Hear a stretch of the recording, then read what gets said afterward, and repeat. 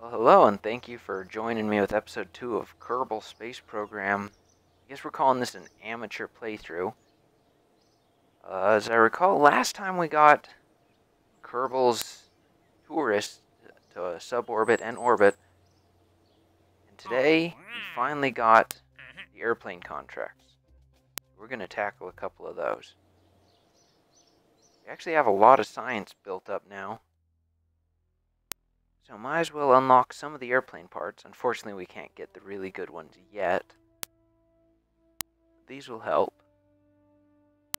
We'll just grab those, and we can't go to the next without spending a huge amount of money on parts, or on base upgrades. Thankfully, well, these contracts don't pay great, but because you typically recover the ship intact, you get most of your money back. So they cost really nothing compared to launching tourists, where you recover basically none of the ship.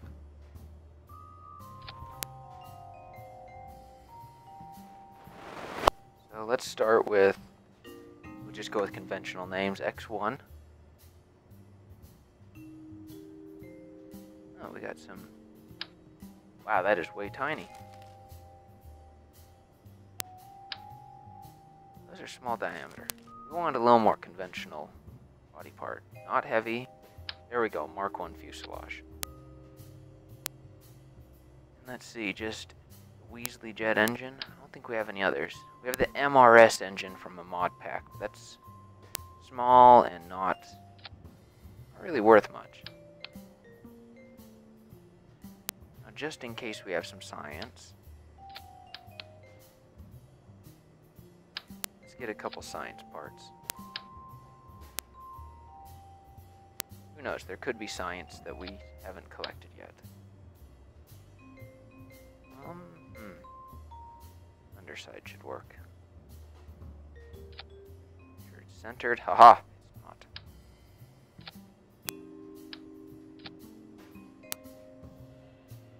We got the basic science covered. Let's see.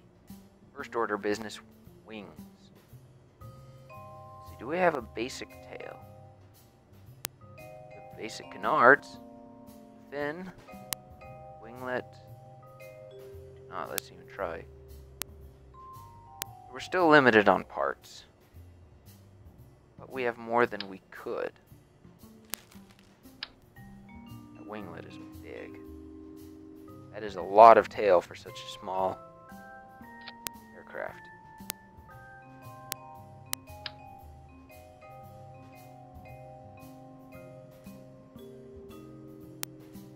Go. And really the basics of aircraft design is make the center of lift almost equal to the center of mass. Oh, we do have a tail fin. What's wrong with me? Let's move this up slightly. Now, there are some more advanced things you can do with aircraft design, but we're not going to really bother with those yet. All we have to do is to get 2.5 kilometers up, turn around, and come down.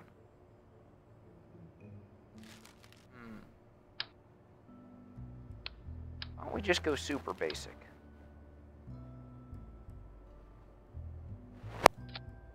Isn't necessarily the best design, but it's functional. We'll put it here. Just tweak it forward. That is actually a very interesting design. I don't think I've ever done one quite like this. There we go. And to make sure everything keeps where it's supposed to,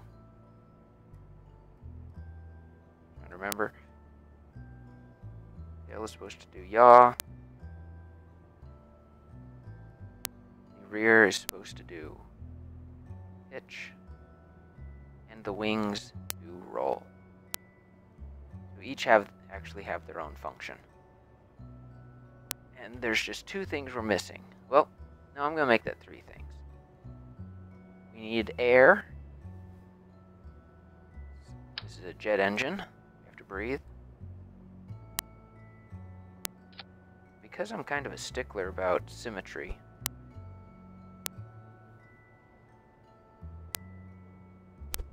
kind of like doing this. 2 above the wings, 2 below. Okay, this is starting to get annoying. There we go. So this has actually way more air intakes than it needs. Not even by a small amount. This is... But the hope is we can just lightly modify this design a couple times and cover almost all of the aircraft goals. There's a few we won't be able to do with this. We don't have the nice landing gear unlocked yet. And actually, we'll only use this landing gear... Oop, that's not right. So, there. We'll only use this landing gear to take off. Always hate rotating these. Ah, there we go. Oh. Want to turn center of mass on and put the rear landing gear just barely behind it.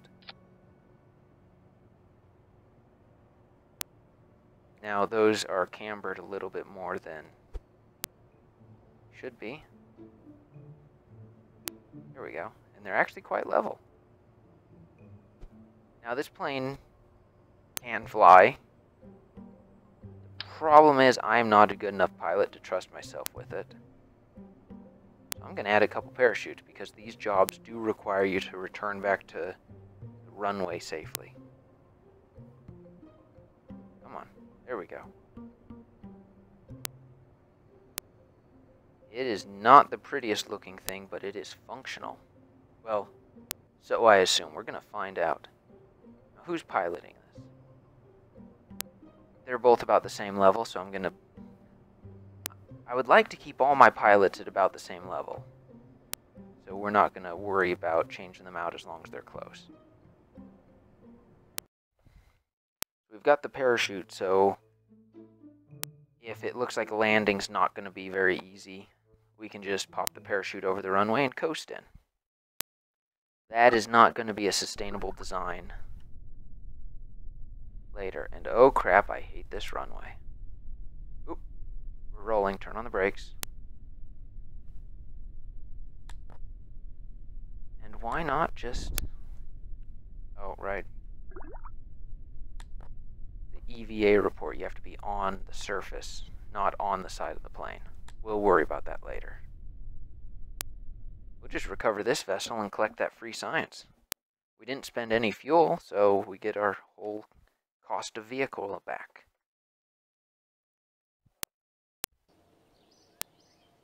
And we got 17 science and 14,000 funds from recovered parts. How much would a runway upgrade cost? 75,000. I think that's worth it right now. Because that initial runway is just horrible for anything that's not a propeller. Or a rocket assist vertical takeoff. We got 14,000 back and it cost 14,000, so we lost nothing and gained science. So let's see if we can just knock out this very simple contract, if this will load. Science alert yelling at us. Yeah, we're not doing the EVA report. Let's look at this. So just hit 2,500 meters and hold for 10 seconds. Easy enough. Turning off brakes. Oh, right.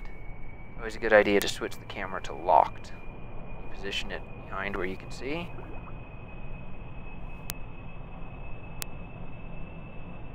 We have a very high thrust to weight ratio because we have pretty much no weight. Let's see how much thrust. 67 kilonewtons of thrust. Specific impulse of 9,600. By comparison, some of the good rockets are 300. So in terms of efficiency, this is really good. We're actually slowing down at a greater than 45-degree angle. Alright, we're at altitude. This is one of the easiest tasks. Done. This is actually a quite stable design. I'm pulling a 4 or 5G turn without losing control. It's starting to try to stall a little. Throttle down the engine.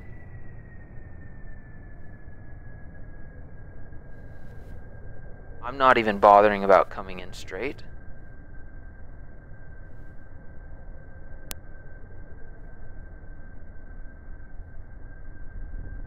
We're just going to use our parachute option to land. Even if we don't quite get the runway, we can still power onto the runway. Okay, we're now coasting. And pop and shoot. Turn off SAS. And it is easy as that. And actually in profile, this almost looks like one of the TIE fighters from Star Wars. I want to say TIE Interceptor.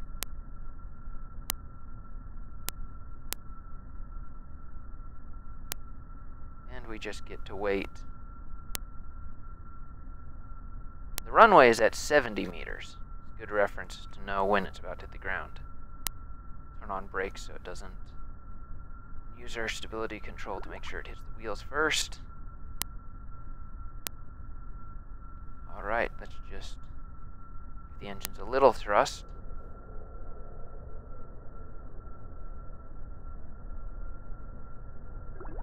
Just enough to get up there.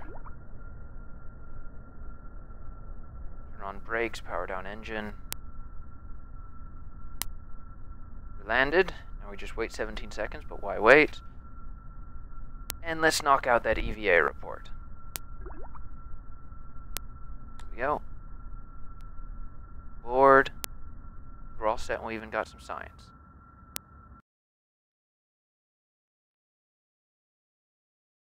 Now we just get to wait.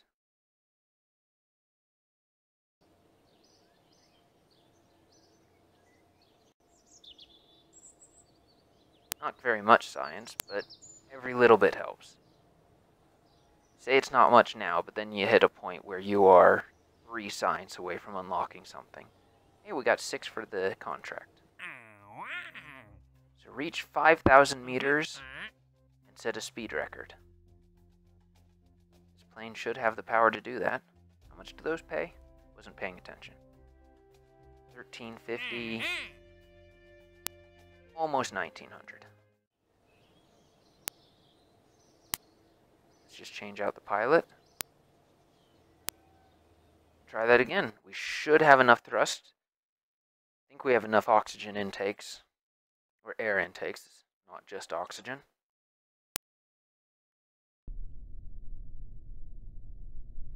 Alright, now the obvious first things. Change camera mode. Locked. Throttle up. All our staging looks good.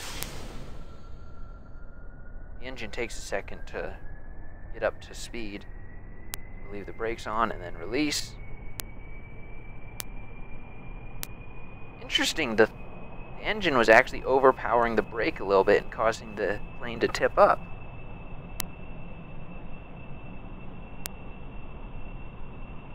So let's see if we can just knock both of these out real quick. We need 220 meters per second and an altitude of 5 kilometers. Interesting thing about that is you want to kind of hit both at the same time if you got a plane that can barely do it. Because the faster you go, the more air you're cutting through to get grip and to feed the engine. If you start to stall at high altitude, you've got to drop way down in order to get the grip on the wings and the engine breathing enough. We're already not climbing as much as we were earlier.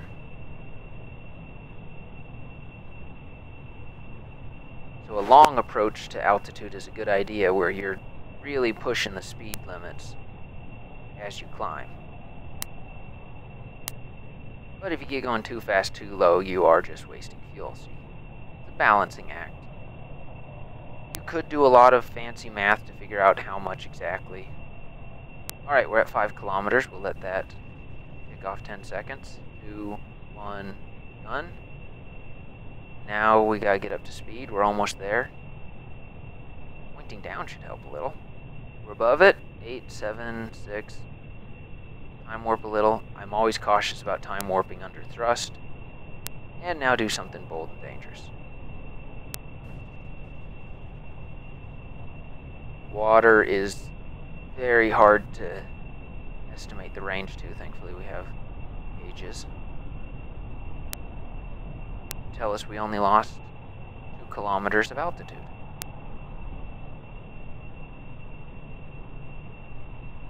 I am by no means a great pilot in this game. Because of how many failed landings I've had, I don't even attempt them unless I have to. Like the contract to land on the island, I'll typically use a propeller plane. Wow, we are creating some shockwaves there. We're actually pushing the sound barrier. Didn't see the exact numbers, but I feel like we were close. That's why we were getting some visible shockwaves. But we were out over the ocean, so no one will care. The stress on those struts would have been huge.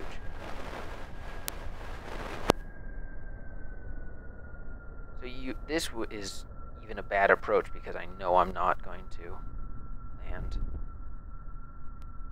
You want to bleed off as much speed as you can early.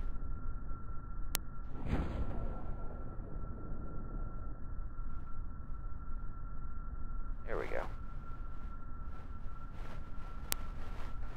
And now we just time warp, and we could even shut down the engine. Wasn't doing us any good.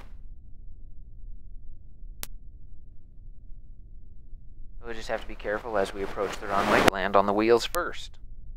That's a pretty severe angle.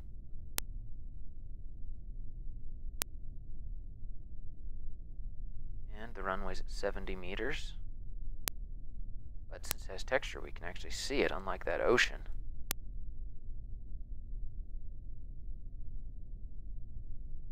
Yeah, that really does look like a TIE fighter with only 2 wings. And the clocks are counting down. We'll just speed up. Done and done. Recover ship. It cost, what was it, $14,000 to launch? That's actually really expensive. We only lost like less than $100 from fuel. Where's all the cost coming from? Radial intakes are $1,000 a piece. That would add up quick. Jet engine was almost $1,000. Cockpit was over $2,000. Fuel was not worth very much. What else we got? Fly over the island. Just perform a flyby. We can do that. Reach 10 kilometers. We can also do that. Let's see here. Can we get some better landing gear? We can. We got lots of science.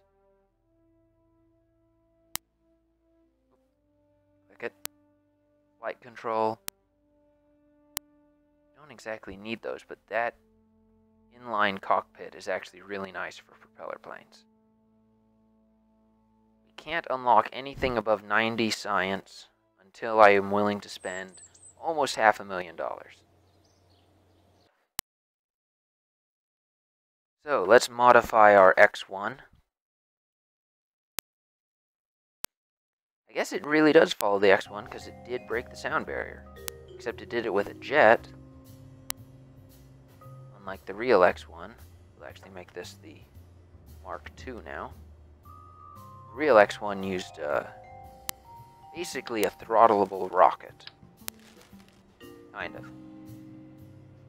It was really 4 rockets, so your options were 0, 25, 50, 75, or 100.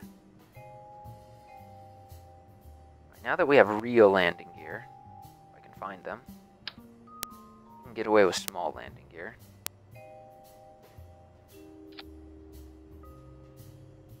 But that's not going to work. I always hesitate to put it there on the angle. Personal preference more than anything. Next, to pull up symmetry, put the wheels a little ways behind. And this time, because of where the rears are mounted, if that works, because of where they're mounted, the plane will naturally have a nosed up angle. There, even more.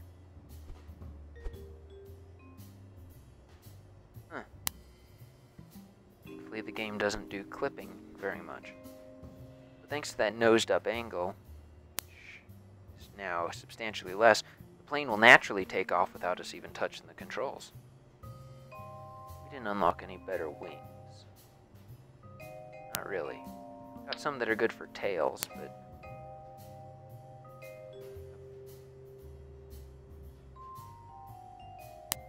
turn on or not? There we go. Yeah, I think I'll keep with the canards. They're not hurting any. So we just need to fly over the island and reach 10 kilometers.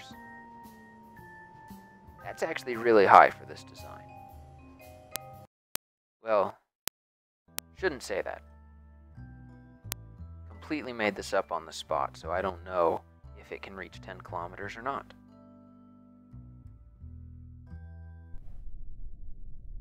We got the X1 Mark II. The only real change was the landing gear. Set navigation to the island so we get a convenient waypoint. Change our camera, turn stability control on. Throttle, and let's go. Oh, we should clear out the old contracts. Okay, those paid just a little bit of science.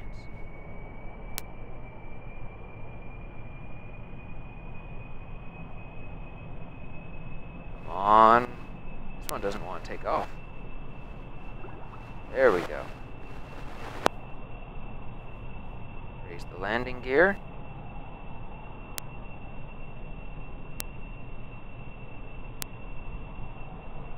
Well, that is a pretty severe tail that can do the controls.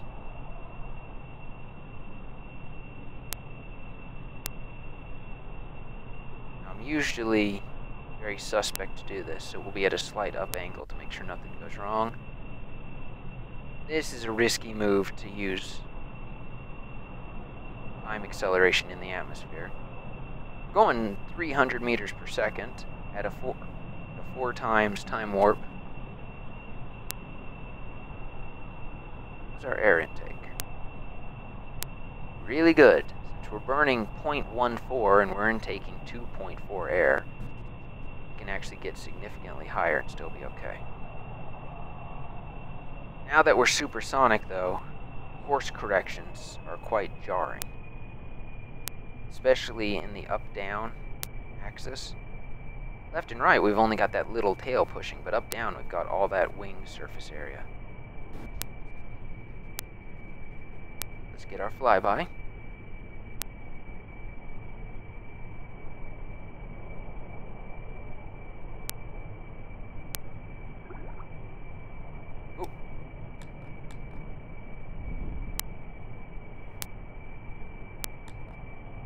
Those if we can. I'll go up to full throttle. We're not doing an EVA report while flying.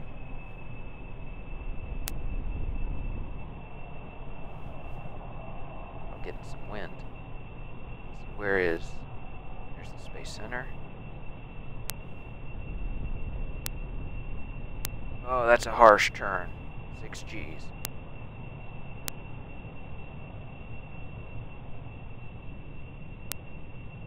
We need to keep an angle that keeps us accelerating and climbing at the same time. So now we just get to let it sit. just watch our speed and altitude. As we get into thinner air, as the wings aren't able to bite as much, we'll actually start to drift down even though the nose of the plane is pointing up. But we're not accelerating as much, so I'm going to point it down myself. You can see the actual prograde velocity is sinking below the marker on the gimbal ball. We're almost to 9 kilometers. Ooh, and we're slowing down again. Our air intake is still very good. Now we're barely climbing. You can actually start to see the roundness of Kerbal. There you can really see it. Kerbal's such a small planet, though. You can see the roundness from only 10 kilometers. That's not high at all. I'll level out a little more. Oh, we're still in time warp.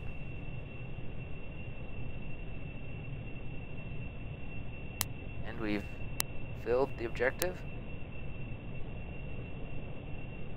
Oh. Let's not use the tail as much. Even throttle down.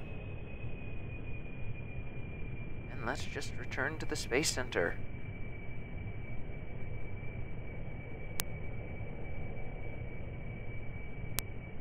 At this range, we probably could coast all the way in.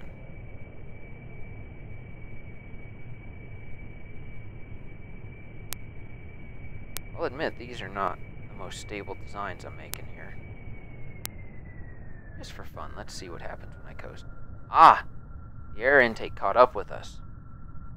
Because we were in time mode, or the time warp, it wasn't accurately simulating. We're coasting right now. Every little adjustment I do, the plane can't quite keep its nose up.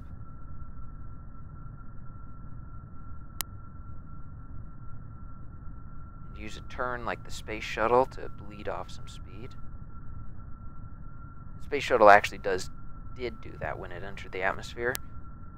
Once it got down a little ways, it would do some harsh turns to bleed off the speed.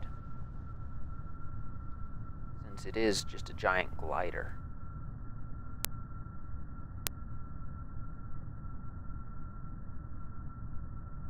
Let's have a cockpit view. Oops, wrong button. There we go.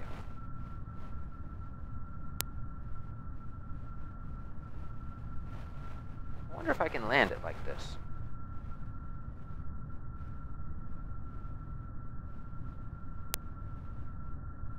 Speaking of TIE fighters, the cockpit in here kind of looks like something out of Star Trek. Or not Star Trek, Star Wars.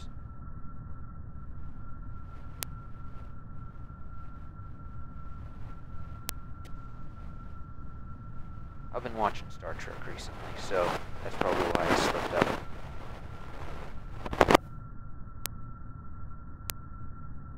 We're actually gaining speed because of how much down we're going.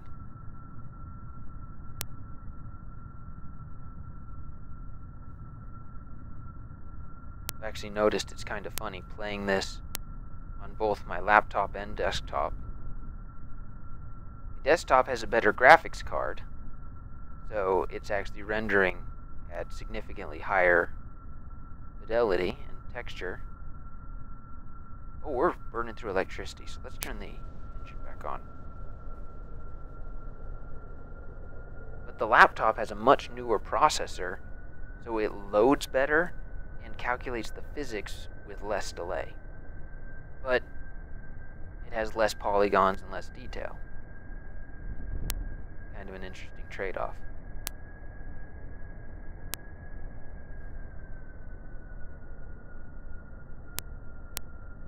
Okay, we're almost over the runway. Turning off the engine. Pop and shoots.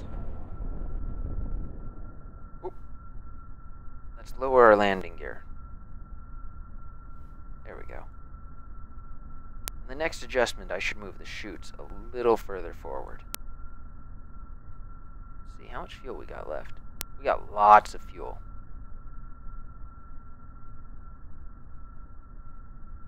Let's just speed up. Point the plane at the runway slightly. Won't make much difference. Turn on the brakes so we don't roll after landing.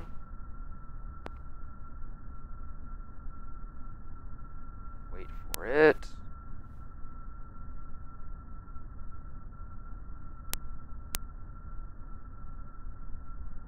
Air intake has dropped a lot. We're not falling along the same axis as the air intake. Oh, no, you don't. Oh, crap. That's not good. See if I can wiggle this over.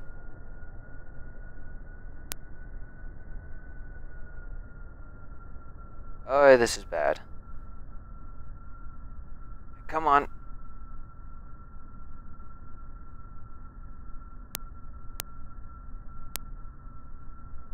Can I use the centrifugal force going around a corner?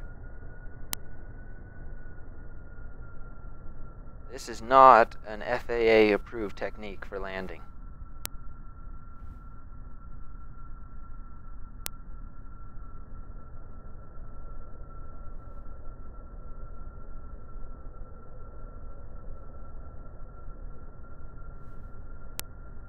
Come on, just enough throttle. Get up the hill.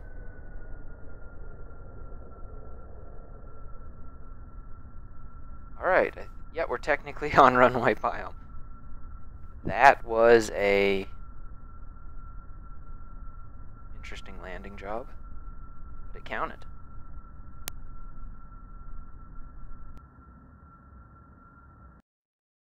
Okay, what other contracts do we have? Any that are worth going for now, or should I wait for more parts? I'm betting waiting for more parts.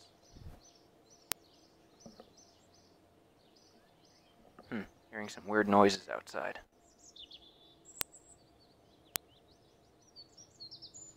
Oh wait, don't want to upgrade mission control. Tourist flight photo and land on runway.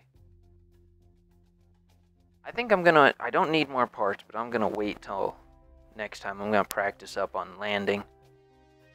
So I can do it right, because you gotta land on the island, then fly all the way home and land at the Space Center. I'm gonna call that good for now.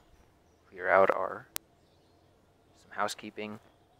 Yeah, that's good enough for now. Thanks for watching, and we will be back in another day.